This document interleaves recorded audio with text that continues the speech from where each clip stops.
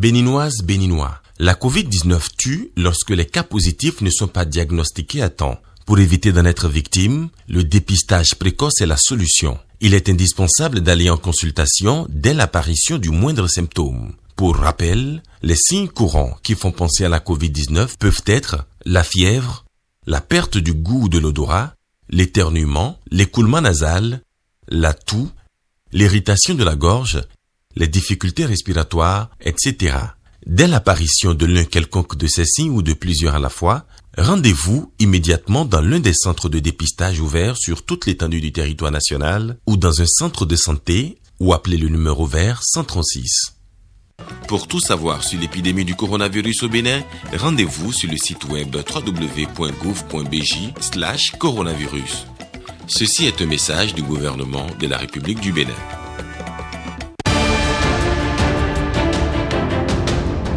Président Patrice Talon pour un second mandat. Rois et têtes couronnées d'Abomey apprécient le scrutin présidentiel et formulent leurs souhaits pour les 5 prochaines années.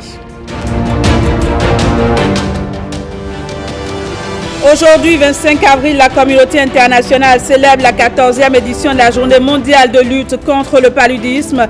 Thème retenu cette année, zéro palud, tirer un trait sur le paludisme.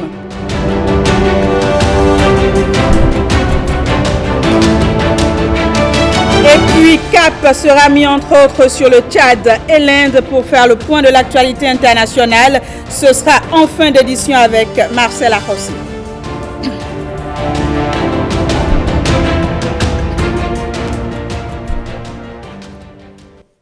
Voilà pour les titres de ce 13h. Bienvenue à toutes et à tous. Pour sa réélection, le président Patrice Talon a reçu les félicitations non seulement de plusieurs chefs d'État et de gouvernement, mais aussi d'autres institutions. Je vous propose de suivre la déclaration de quelques personnalités. Regardez. Russie, veuillez accepter les sincères félicitations à l'occasion de votre réélection au poste du président. Les relations russo-béninoises sont traditionnellement amicales. J'espère que vous, en tant que chef d'État, continuerez à contribuer au renforcement de la coopération bilatérale mutuellement bénéfique dans divers domaines. Je vous souhaite du succès, de la bonne santé et du bien-être. Vladimir Poutine. Cuba, je vous félicite cordialement et vous confirme notre volonté de continuer à développer des relations d'amitié et de coopération entre les deux pays. Je vous prie d'agréer, Monsieur le Président de la République, l'expression de ma très haute considération. Miguel Díaz-Canel Bermúdez, Président de la République de Cuba. République bolivarienne du Venezuela. J'ai l'honneur de vous adresser au nom du peuple vénézuélien et à mon nom propre mes plus chaleureux mots de salutation et de félicitations pour votre victoire écrasante aux élections présidentielles qui ont eu lieu le dimanche 11 avril dernier. Je vous prie de transmettre ce message au courageux peuple béninois pour l'esprit civique, l'organisation et les valeurs de paix qui ont caractérisé ce processus électoral dont la République du Bénin se réaffirme comme un exemple démocratique de la région ouest-africaine et de tout le continent africain. Nicolas Maduro Moros. Nicaragua. Au nom du peuple et du gouvernement de réconciliation et d'unité nationale de la République du Nicaragua et en notre nom propre, nous avons l'honneur d'exprimer nos félicitations à votre Excellence, au peuple et au gouvernement de la République du Bénin pour la victoire lors des élections présidentielles tenues le dimanche 11 avril dernier. Nous reconnaissons la confiance que le peuple frère du Bénin place en vous en approuvant une fois encore votre leadership réussi ainsi que les précieuses contributions de votre gouvernement à la paix, la stabilité et au bien-être. Chers frères, nous profitons de cette occasion mémorable pour réitérer notre engagement indéfectible à renforcer les liens d'amitié et de solidarité qui unissent nos peuples et nos gouvernements. De notre Nicaragua, toujours béni et toujours libre, recevez nos salutations fraternelles et l'amour de tous les Nicaraguayens pour le peuple frère de la République du Bénin. Daniel Ortega Saavedra et Rosario Murillo.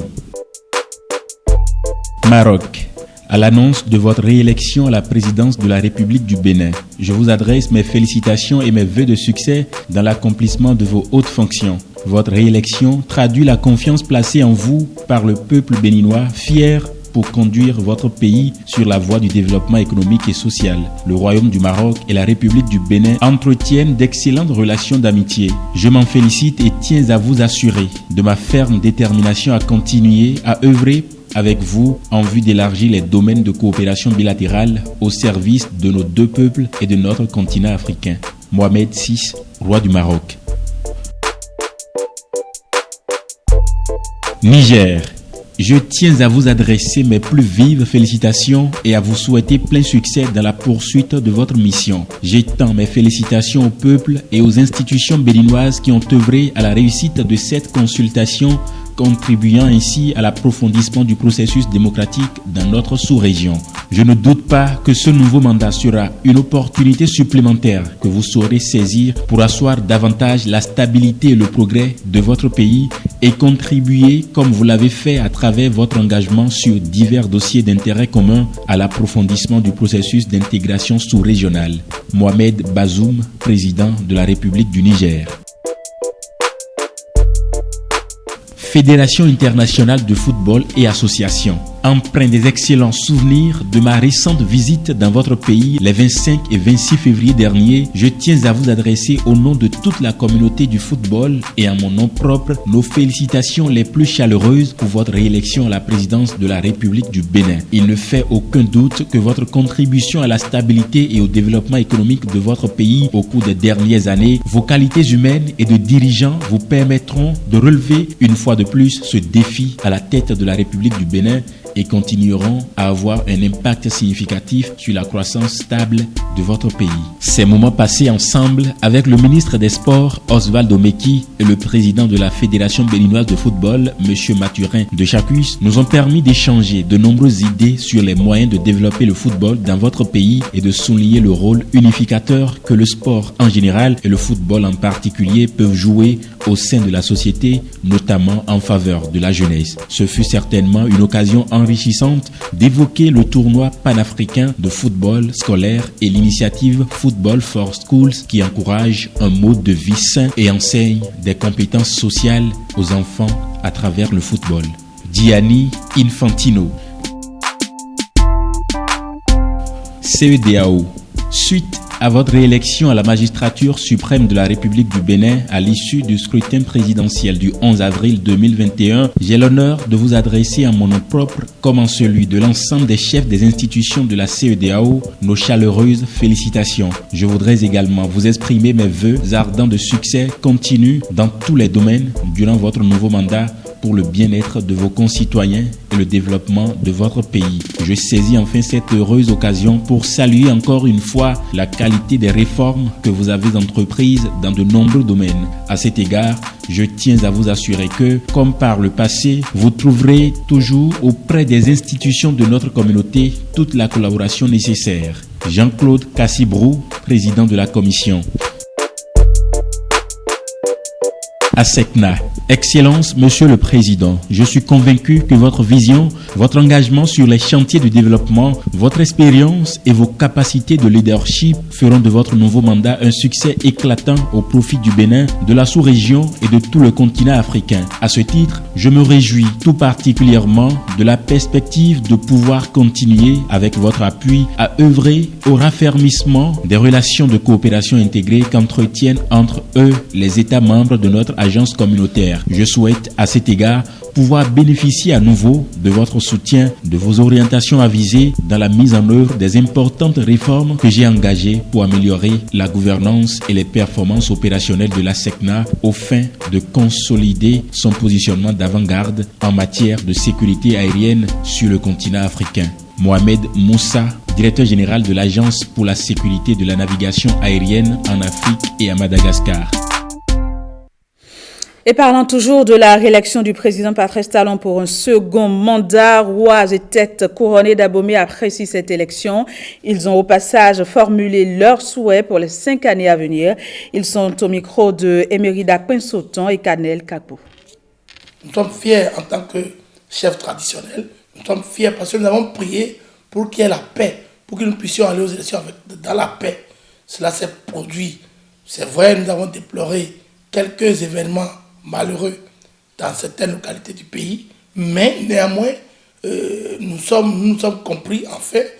Et le président Patrice Talon, avec son duo Talata, ils ont été élus à la majorité des Béninois. Donc pour moi, c'est une fierté et nous lui souhaitons vraiment du courage et de ne pas quitter la ligne qui s'est tracée lui-même pour donner un nouveau visage à notre pays, le Bénin. Donc pour moi, nous lui disons merci et nous l'encourageons, nous le félicitons à aller de l'avant pour que vraiment, comme il a dit, en 5 ans encore, que ce pays change davantage. Ce que nous voulons surtout pour ce quinquennat au niveau de la royauté, c'est d'abord, nous voulons un statut. Il faut que le chef d'État essaie dans les premières heures, engager ou bien introduire une loi au niveau de l'Assemblée nationale pour que la chefferie traditionnelle retrouve celle de noblesse au niveau de la société. La rénovation de nos palais.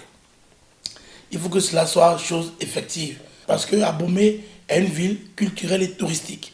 Nous avons besoin des routes, nous avons besoin des écoles, nous avons besoin des dispensaires, l'emploi, le social, le volet économique, nos mamans, les marchés. J'ai aimé sa vision de valorisation de nos us et coutumes. Je l'ai déjà rassuré de tenir ferme dans sa position. Il est un prince. Qu'il tienne compte de tous les Béninois dans la construction du pays.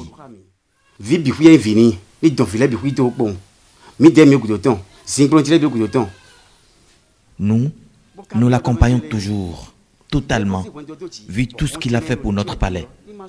Au terme de son avènement, il entrera définitivement dans l'histoire, par la grande porte.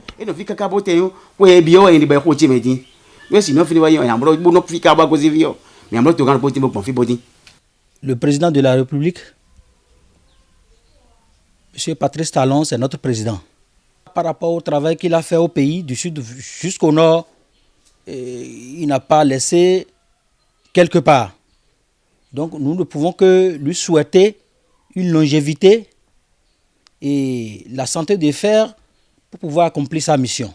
Pour les 5 ans à venir, on attend beaucoup de choses. D'abord, la première des choses, comment nous réorganiser, de bien organiser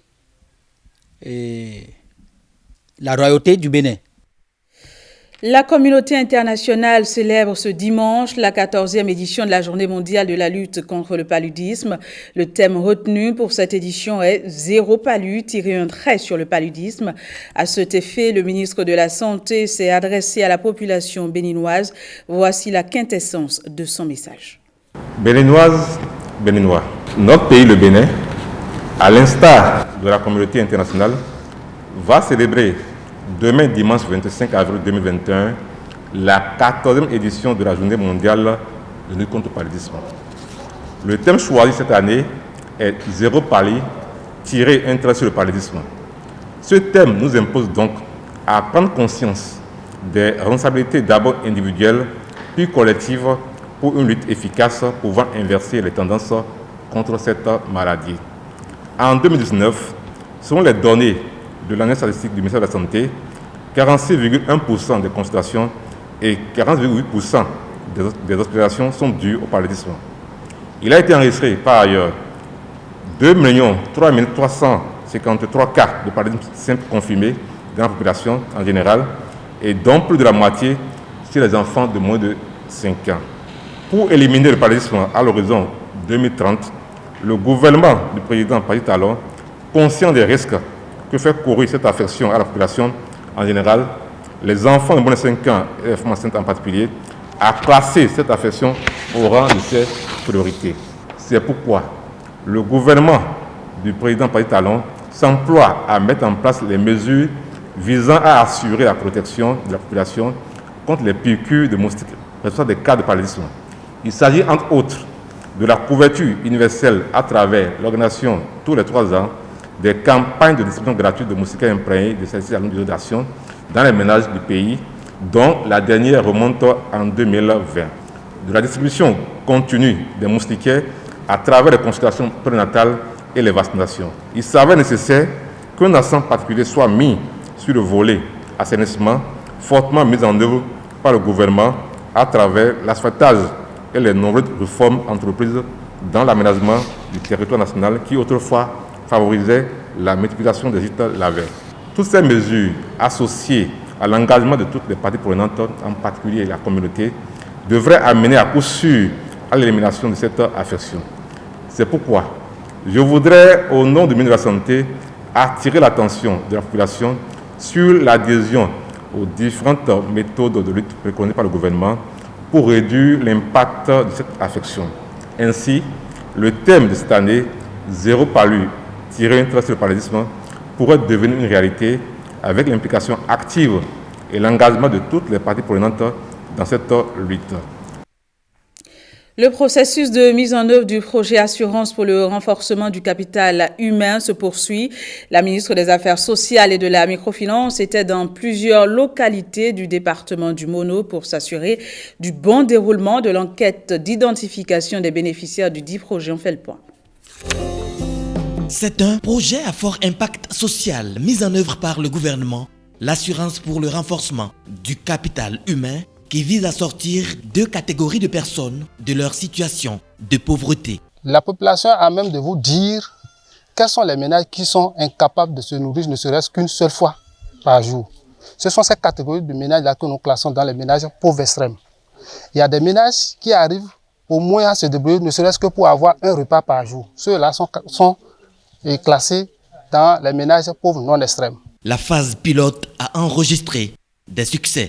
Depuis plus d'1 an, des ménages dans le fin fond du Bénin, dans Djougou, Kopago, Wake, Glazoué, Dassa, Abomey, Calavi, Soava, ont touché du concret. Ils ont eu la carte, ils ont été aux soins. C'est plus de 6 000 Béninois qui ont été déjà aux soins grâce à cette carte et nous payons les factures au centre de santé qui les ont pris en charge. Et la prise en charge cette fois-ci passe de la consultation en passant par les analyses biomédicales jusqu'aux médicaments qui sont donnés gratuitement aux bénéficiaires de l'assurance maladie de H. Et donc, les populations ont touché du concret dans le cas de H. Et quand nous allons commencer par parler de H, ce ne serait plus un projet, ce ne serait plus de la fiction, mais de la réalité dont peut témoigner une multitude de Béninois sur toute l'étendue du territoire national. De cette phase de généralisation, il est attendu dans quelques semaines entre 1,2 et 1,5 million de personnes pauvres extrêmes et environ 500 000 personnes pauvres non extrêmes. Véronique Mewanou, Toinfodé, satisfaite de l'opération, salue sa fiabilité. Si un ménage n'est pas extrême pauvre, il est difficile par exemple à une autorité locale d'imposer un tel ménage parce qu'il y a plusieurs types de données qu'on croise et avec plusieurs filtres de contrôle et qui à la fin permettront de vraiment sortir une liste fiable de personnes pauvres, extrêmement pauvres, qui vont bénéficier donc du projet de l'assurance maladie gratuitement du projet Arch. L'étape qui va suivre, ça va être de finir l'enquête PMT, de pouvoir faire le traitement des données, de pouvoir éditer les cartes et de pouvoir maintenant distribuer ces cartes biométriques à toute la population, donc dans les 2-3 mois maximum à venir pour que dorénavant ils puissent aller dans les hôpitaux publics pour bénéficier gratuitement des soins de santé primaires. Mais c'est vrai que parallèlement, il y a beaucoup de travail également à faire dans le sens des hôpitaux, à mettre dans le même format, donc dans les différentes localités, avec également les agents de santé à former parce qu'il y a des formulaires à remplir, etc. Donc ce travail également est en cours et nous suivons cela de très près.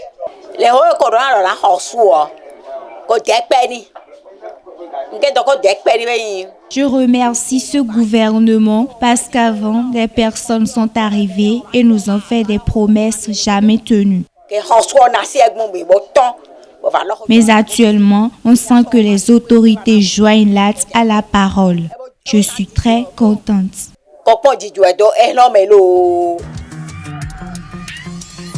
Distribuer la carte de ménage, la carte à tout faire pour soulager les populations. Sans tambour ni trompette, cette politique initiée il y a moins de 2 ans connaîtra sous peu l'aboutissement escompté.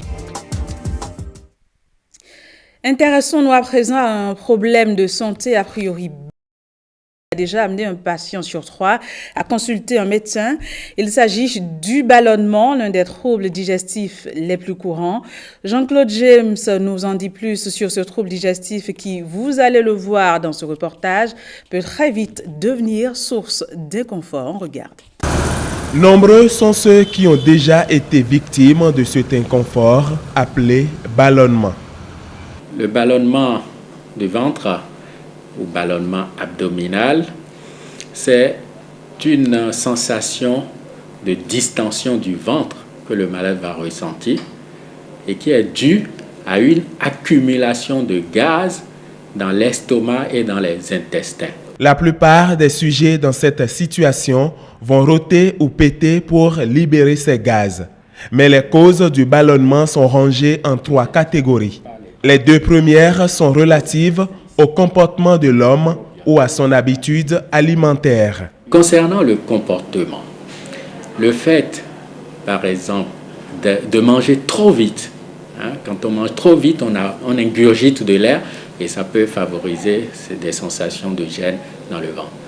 Le fait de marcher des chewing-gums trop souvent peut favoriser, et le fait de boire trop souvent des boissons gazeuses peut favoriser qu'on ait des gaz puisqu'on en apporte par ces biais-là. Concernant les aliments qui favorisent surtout le ballonnement, il y a les aliments à base de légumes et de légumineuses tels que le chou, les haricots, les lentilles sont aussi en cause, les pois, les oignons. Mais il y a aussi des aliments à base de sucre tels que le fructose. Donc, et en ce sens, il y a les fruits comme les pommes, les poires, les cerises. Et il y a toujours dans l'alimentation la viande. La viande, surtout lorsqu'elle est rouge, la charcuterie, ça peut favoriser qu'on ait après beaucoup de gaz. Il y a aussi les produits laitiers.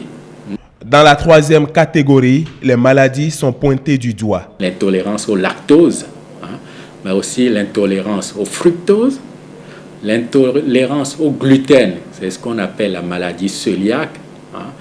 Et il y a la maladie qu'on appelle syndrome de l'intestin irritable. Dans ce cas, la personne a des troubles, le ventre ballonné, mal au ventre, parfois diarrhée, constipation, sans qu'il y ait une cause organique. Il y a d'autres pathologies. S'il y a une tumeur qui obstrue le gros intestin, il peut y avoir les gènes tels que le ballonnement dans ces cas. Comme tout autre souci de santé, le ballonnement peut être évité selon le docteur Possou. Pour remédier à cela, non seulement agir sur le comportement, donc éviter les boissons gazeuses, et bien mastiquer les aliments, prendre le temps de manger. Un repas doit durer au moins 20 minutes, il ne faut pas avaler trop vite les repas. Il faut éviter de consommer trop d'aliments qui produisent des gaz, notamment les produits laitiers, le haricot, les lentilles. Il faut réduire la consommation de viande. Il faut manger tôt le soir pour mieux digérer. Et maintenant, des fois, si ces mesures ne suffisent pas, on va avoir recours à des produits pour aider à gérer les gaz. Si le sujet est constipé, on va soigner la constipation en l'aidant à aller un peu mieux à la selle pour éviter ces gaz, en évitant certains laxatifs parce que certains peuvent favoriser plutôt le ballonnement. On va conseiller l'activité physique parce qu'en faisant de l'activité physique, on muscle la sangle abdominale, ce qui lutte contre la sensation de ballonnement. Bien sûr, s'il y a une pathologie, une maladie à la cause, on va prendre en charge cette maladie. Donc, on traite en fonction de la cause, s'il y a une cause, et s'il n'y a pas de cause, on aura recours à des produits qui aident à soulager la sensation de ballonnement.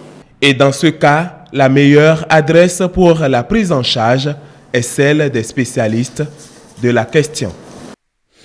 C'est à présent l'heure de faire notre traditionnel tour hebdomadaire des réseaux sociaux. Au menu des échos du web cette semaine, les nombreuses réactions à l'annonce de la mort de l'ancien président tchadien Idriss Déby Itno. La revue du web nous emmène également en Turquie puis au Sénégal. Là-bas, les fidèles chrétiens ont posé un acte qui ont ému de nombreux internautes. Les échos du web, c'est avec Maurice Tonton et Fawaz Olaonikbekon. Idriss Déby Itno, président du Tchad, est mort au combat. L'annonce de cette nouvelle mardi dernier a secoué la toile cette semaine. Sur les réseaux sociaux, les hommages de chefs d'État et de personnalités publiques ont afflué de toutes parts. Les uns pleurant le décès tragique d'un ami et frère, les autres saluant la mémoire d'un grand homme pleinement dédié à sa patrie et à la sécurité du continent. Personnage controversé aussi, notamment à cause de sa longévité au pouvoir, la disparition tragique du maréchal du Tchad devrait servir, selon certains internautes, de signal d'alerte à d'autres dirigeants. C'est une question de temps, ça attend tout le monde, que cela serve de leçon aux autres.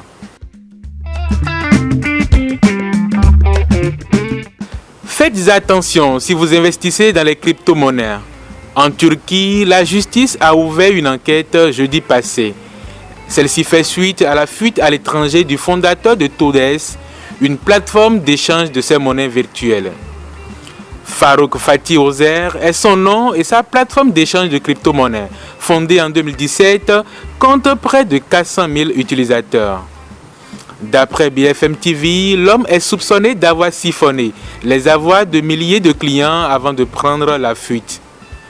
Le montant de ce hold-up virtuel approcherait les 2 milliards de dollars.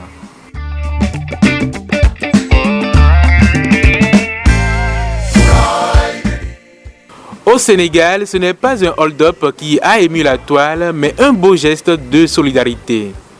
Au pays de la Teranga, des chrétiens ont décidé de distribuer le ndogu, le repas de rupture de jeûne, à leurs concitoyens de confession musulmane. En ce mois de Ramadan, l'acte relayé sur les réseaux sociaux a été salué par de nombreux internautes.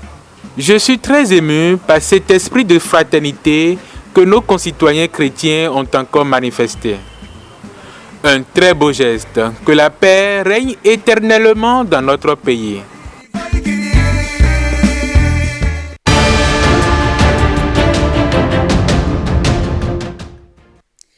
Emmanuel Macron a promis son soutien pour préserver la stabilité et l'intégrité au Tchad. Pendant ce temps, le Liban met sur le marché une voiture 100% électrique et localement fabriquée. Et puis, de son côté, l'Inde s'enfonce dans la crise sanitaire. Vous l'aurez compris, on fait le point de l'actualité hors de nos frontières. Les images. Vendredi, aux funérailles d'Idriss Déby Itno à N'Djamena, le président français Emmanuel Macron et ses homologues des pays du Sahel ont promis leur soutien à la junte militaire dirigée par le fils du défunt pour préserver la stabilité de leur allié stratégique dans la lutte contre les djihadistes dans la région. La France ne laissera jamais personne le remettre en cause et ne laissera jamais personne menacer, ni aujourd'hui, ni demain, la stabilité et l'intégrité du Tchad.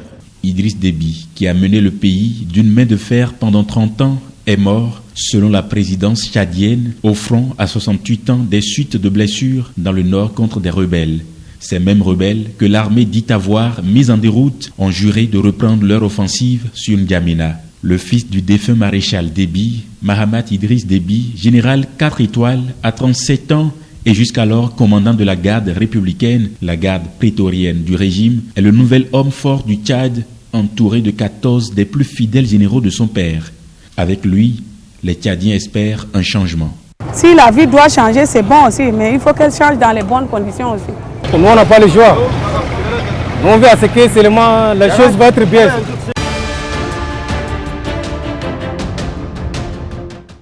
Dans un pays plongé dans un marasme économique inédit et où le réseau électrique est l'un des pires au monde, une première voiture produite au Liban est 100% électrique. Baptisée Qudrais, en référence à la ville de Jérusalem, la voiture au design futuriste et arborant le dôme du rocher, une mosquée sur l'esplanade des mosquées dans la ville sainte, a été conçu de bout en bout au Liban. La production de masse pourrait débuter cet été.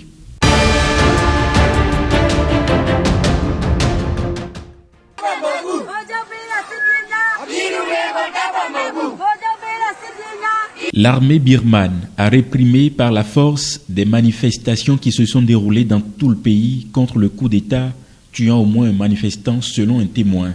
Une manifestation à moto où les opposants ont fait le salut à 3 doigts de la résistance près de la capitale a dégénéré en violence dans l'après-midi lorsque la police et les soldats ont ouvert le feu.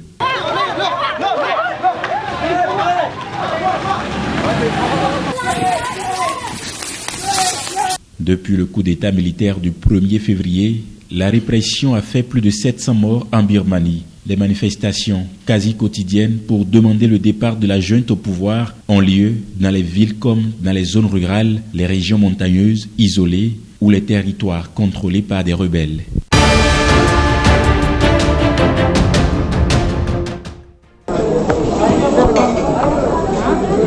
L'Inde bat un nouveau record du nombre quotidien de décès dus au Covid-19, s'enfonçant toujours davantage dans la crise sanitaire. Et la flambée épidémique dans ce pays a fait grimper le nombre de cas recensés dans le monde sur une journée. Plus de 893 000 cas vendredi, selon un comptage de l'agence France Presse, un nombre jamais atteint jusqu'ici. Devant les hôpitaux des principales villes de l'Inde, où près d'1 million de nouveaux cas ont été recensés en 3 jours, les files d'attente de malades du Covid et leurs proches inquiets s'allongent. Au cours des dernières 24 heures, 2624 décès liés à la maladie ont été recensés, un nouveau record qui porte le nombre total des morts officiellement dénombrés depuis le début de la pandémie à près de 190 000 dans ce pays de plus d'1 milliard d'habitants. Plus de 340 000 nouveaux cas ont également été recensés au cours des dernières 24 heures, ce qui porte le total des personnes atteintes du coronavirus à plus de 16 millions dans le pays, le plaçant en 2e position après les États-Unis, pays le plus touché de la planète. Mais les experts estiment que les chiffres pourraient en réalité être plus élevés et attribuent cette nouvelle vague à une double mutation du virus et à des événements de masse comme la fête religieuse hindoue qui a rassemblé des millions de pèlerins. Plusieurs pays ferment déjà leurs portes à l'Inde. À partir de dimanche, seuls les citoyens de nationalité allemande pourront voyager d'Inde vers l'Allemagne. Le Koweït a annoncé samedi la suspension des vols commerciaux en direction et en provenance de l'Inde. Quant aux États-Unis, ils y déconseillent les voyages même pour les personnes vaccinées et le Canada a suspendu pendant 30 jours les vols en provenance d'Inde et du Pakistan. Attention, attention, la pandémie de Covid-19 n'est pas encore terminée. Le virus circule toujours. Des morts et des cas graves sont régulièrement enregistrés. Que faire pour ne pas contracter le virus? Il faut respecter les gestes barrières, c'est-à-dire porter systématiquement le masque en tout lieu public et dans toutes les situations à risque. Éviter les regroupements. Observer la distance de sécurité d'1 mètre au moins entre individus.